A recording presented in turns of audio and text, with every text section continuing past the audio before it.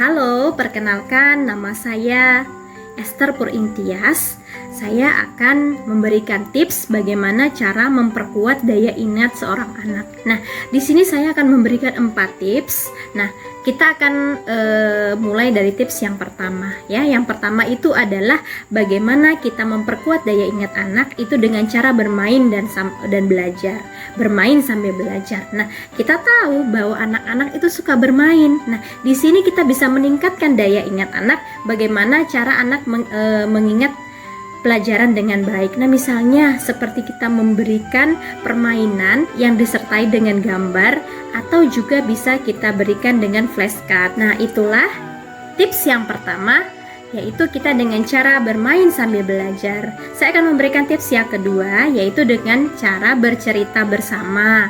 Nah, kita caranya adalah kita memberikan anak-anak cerita, kita ceritakan, kita bacakan buku-buku cerita kepada anak.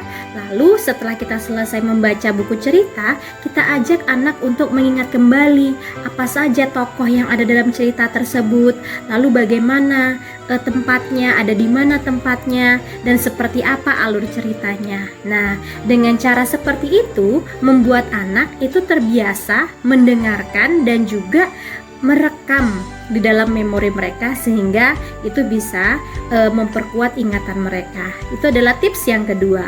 Lalu tips yang ketiga itu adalah dengan mengajak mereka bernyanyi. Kita juga meningkatkan daya ingat anak itu dengan cara musik, bermain musik dan mengajaknya bernyanyi. Lalu jangan lupa juga ajak anak untuk berjoget dan bertepuk tangan. Nah, dengan cara seperti itu anak bisa menambah kegembiraan dan semangatnya.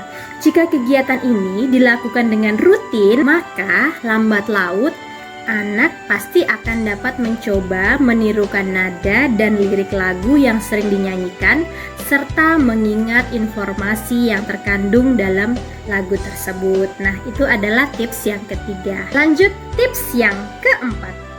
Tips yang keempat itu adalah meningkatkan aktivitas fisik pada anak. Nah, aktivitas fisik pada anak itu membawa banyak sekali manfaat, seperti mengasah keterampilan geraknya, lalu interaksi sosialnya dengan sekitar, dan juga memberikan perkembangan di dalam otaknya.